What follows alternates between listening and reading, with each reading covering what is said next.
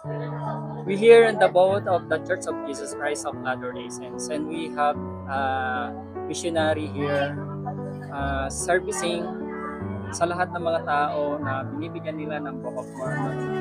And then, this is from the heart. Siyempre, para malaman din ano ba ang The Church of Jesus Christ of Latter-day Saints at ano ba yung pinamimigay nila. Elder Curtis. Ayan, si Elder Cortez. Right here. Okay. Dahilan po ginagawa ko ito ay kasi gusto ko ibahagi ang pagmamahal ng Diyos sa lahat ng tao dito sa Pilipinas. Lalo dito sa Baguio kung nasan ako.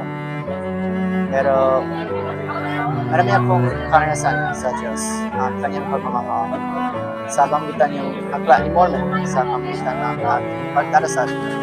Pero alam ko na mahal tayo ng Diyos at gusto ko parang ibahagi yung pagmamahal sa lahat ng tao ito para tulungan ang mga tao habang sinusubukan sila at tulungan ang kanilang pananampalataya. Sa akin po, gusto ko patotohanan na alam ko na ang simbahan ni Jesus Cristo ng mga banal sa mga huling araw ay totoo.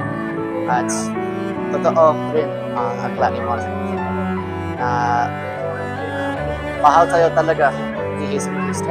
At gusto niya bigyan tayo lahat ng kanyang mga salita para makabalik sa kanya. At alam ko rin na dahil po sa pagmamahal ng Diyos, makikita tayo natin ang kanyang kamay sa buhay natin para maging mas matatag sa ating pananampalataya. At dahil po yan, magiging mas masaya tayo dito sa mundo.